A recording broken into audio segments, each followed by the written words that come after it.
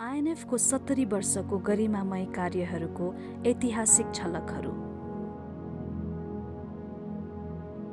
विक्रम सम्वत 2009 सालमा doctor lily ओ ह्यान्डन, Hilda still तथा अन्य विदेशी र नेपाली व्यक्तिहरू नेपाल प्रवेश गरे र केही महिनापछि पोखराको रामघाटमा पहिलो स्वास्थ्य क्लिनिकको स्थापना भयो। विक्रम सम्वत 2010 सालमा पोखराको सिम्पानी बगरमा शाइनिङ अस्पतालको स्थापना, जुन नेपालकै पश्चिम क्षेत्रको पहिलो अस्पताल रहेको थियो। विक्रम सम्वत 2014मा पोखराको नयाँ गाउँमा हरियो खर्क अस्पतालको स्थापना भयो। विक्रम सम्वत 2018 सालमा बागलुङ गाउँ क्लिनिकको स्थापना भयो। विक्रम सम्वत 2023 सालमा नेपाली आदर्श विद्यालय अर्थात् हालको गण्डकी बोर्डिङ स्कुलको स्थापना तथा सोही वर्ष शिखा गाउँ क्लिनिकको स्थापना भयो। विक्रम सम्वत 2027 सालमा म्याग्दीको बेनीमा बेनी गाउँ क्लिनिकको स्थापना साथै त्यही वर्ष पोखराको तेर्सापट्टिमा बजार क्लिनिकको स्थापना भयो। विक्रम सम्वत 2028 सालमा कास्कीमा पहिलो पटक क्षयरोग कार्यक्रमको सुरुवात भयो। विक्रम सम्वत 2030 सालमा राप्ती, धौलागिरी र कर्णालीमा कुष्ठरोग नियन्त्रण तथा निवारणका कार्यक्रमहरूको सुरुवात गर्न दाङको घोराहीमा कुष्ठरोग तथा क्षयरोग क्लिनिकको स्थापना भयो।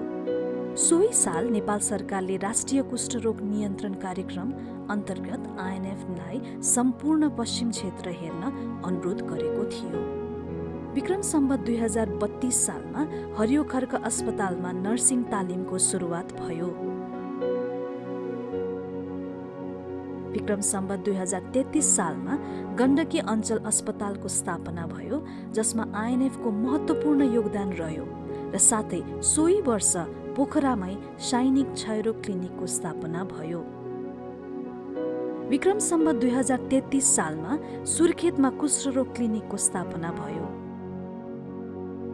विक्रम सम्वत 2034 सालमा हरियो खर्क अस्पताल र सुर्खेतमा सामाजिक आर्थिक पुनर्स्थापना कार्यक्रमहरू सञ्चालनको सुरुवात भयो।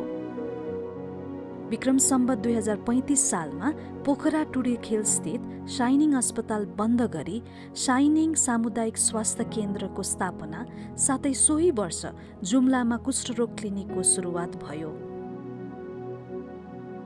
विक्रम सम्वत 2037 सालमा पोखराको टुडेखेल स्थित शाइनिङ सामुदायिक स्वास्थ्य केन्द्रमा पोषण कक्षको स्थापना भयो।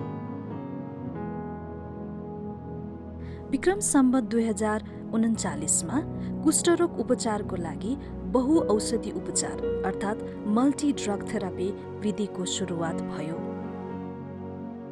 विक्रम सम्वत 2041 सालमा गण्डकी अञ्चल अस्पतालमा 150 शय्या थप प्रयोगशाला स्थापना र फार्मेसीको सुरुवात, जसमा आइएनएफको महत्त्वपूर्ण योगदान रह्यो। विक्रम सम्वत 2042 सालमा पोखरामा नर्सिङ क्याम्पसको स्थापनामा आइएनएफको महत्त्वपूर्ण देन रहेको छ। विक्रम सम्वत 2043 सालमा बुर्तिवाङ आइएनएफको पहिलो सामुदायिक स्वास्थ्य कार्यक्रमको सुरुवात भयो र साथै सुर्खेतमा क्षयरोग कार्यक्रमको क्षेत्रीय कार्यक्रम सुरुवात भयो। विक्रम सम्वत 2044 सालमा गण्डकी अञ्चल अस्पताल पश्चिमाञ्चल क्षेत्रीय अस्पतालको रूपमा विस्तार भयो, जसमा आइएनएफको महत्त्वपूर्ण योगदान रहेको थियो। विक्रम सम्वत 2045 सालमा हरियो खर्क अस्पतालमा कृत्रिम अङ्ग उत्पादन केन्द्रको स्थापना भयो।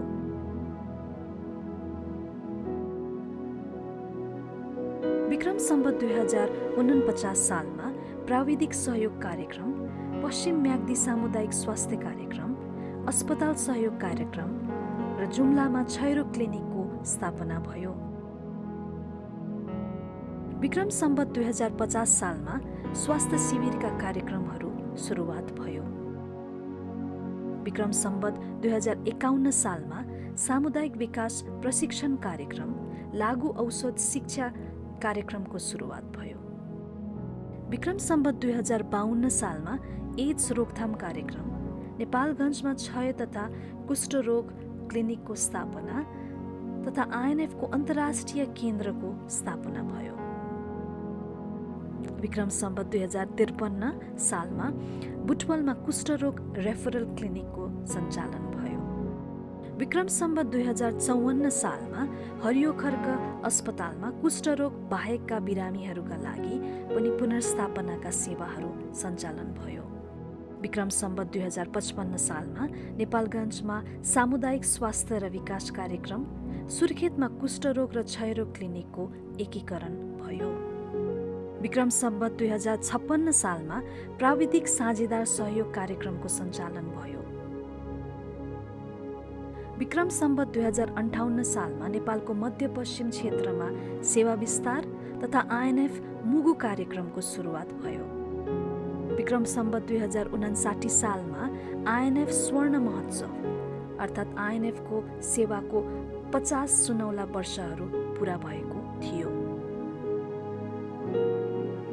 विक्रम सम्वत 2060 सालमा आइएनएफ संरचनामा फेरबदल तथा आइएनएफमा नेपालीकरणको सुरुवात भएको थियो।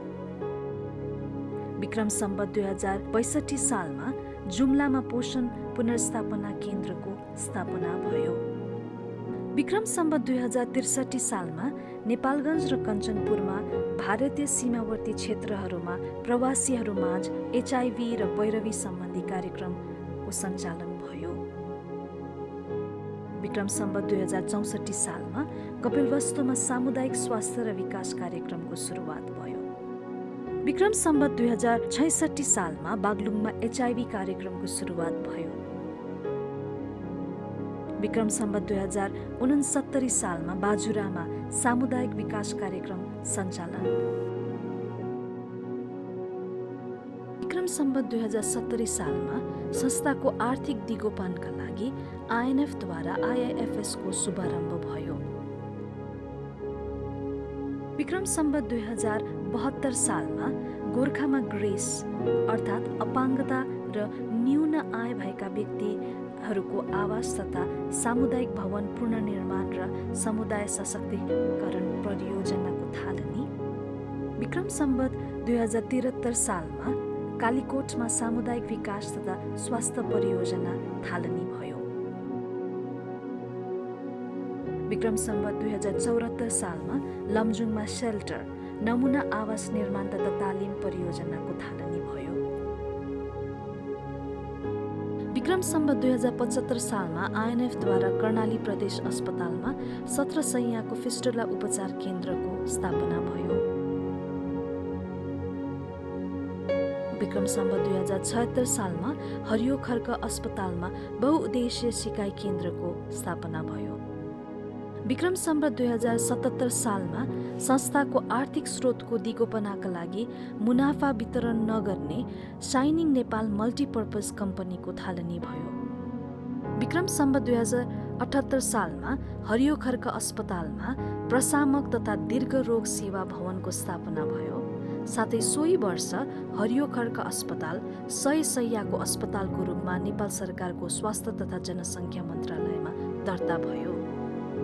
विक्रम सम्वत 2079 सालमा अस्ट्रेलियाली सरकारको आर्थिक सहयोगमा हरियो खर्क अस्पतालमा स्थापित अक्सिजन प्लान्टको नेपालका लागि अस्ट्रेलियाली राजदूतद्वारा उद्घाटन भयो। साथै यही सालमा आइएनएफको 70 वर्षे वार्षिक उत्सव भव्यताका साथ मनाइँदैछ। आइएनएफ नेपालको भविष्यको योजना।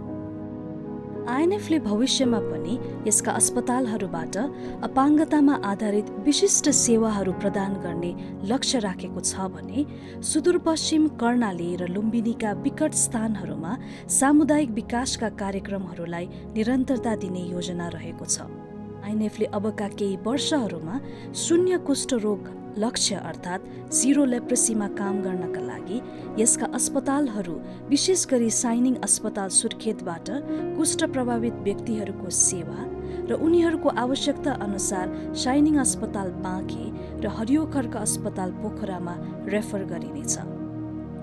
यस लक्ष्यको दिगोपनको लागि स्थानीय सरकार, स्वास्थ्य निकायहरू, समान उद्देश्य रहेका सङ्घ संस्थाहरूको सहयोग र साझेदारीमा काम गरी क्षमता अभिवृद्धि गर्ने र जनचेतना फैलाउने योजना रहेको छ। साथै फिस्टुला सेन्टर सुर्खेतलाई प्रदेश अस्पतालको सहकार्यमा क्षमता अभिवृद्धि गर्दै लैजाने र अन्तमा प्रदेश अस्पताललाई हस्तान्तरण गर्ने योजना रहेको छ। शाइनिङ अस्पताल बाँकेलाई कुष्ठ प्रभावित व्यक्तिहरूको उपचारको लागि सो अनुसार एउटा नमुना केन्द्रको रूपमा विकास गरिनेछ भने हालमा 100 शय्याको हरियो खड्क अस्पताल पोखरालाई अपाङ्गतामा आधारित 500 शय्याको विशिष्ट अस्पतालको रूपमा विकास गर्दै लैजाने योजना रहेको छ। यसरी आइएनएफले व्यक्ति, परिवार र समाजको शारीरिक, भावनात्मक, सामाजिक, आर्थिक र आत्मिक पक्षको विकासलाई ध्यान दिँदै गरिब र सुविधाबाट वञ्चित व्यक्तिहरूको भरिपूर्णताको जीवनको कल्पना गर्दै आफ्ना रणनीतिहरू तय गर्दै कार्यान्वयन गर्ने लक्ष्य रहेको छ, जसअनुसार गण्डकी, लुम्बिनी, कर्णाली र सुदूरपश्चिमका जिल्लाहरूमा केन्द्रित भएर कार्यक्रम तथा सेवाहरू प्रदान गर्ने योजना रहेको छ। आइएनएफ नेपालको विगत जस्तै भविष्यको सफलताका लागि सरकारी निकायहरू, दाताहरू, समान उद्देश्य रहेका सङ्घ संस्थाहरू र सरोकारवालाहरूसँगको साझेदारिता, सहयोग र हातेमालोको अपेक्षा गरिएको छ।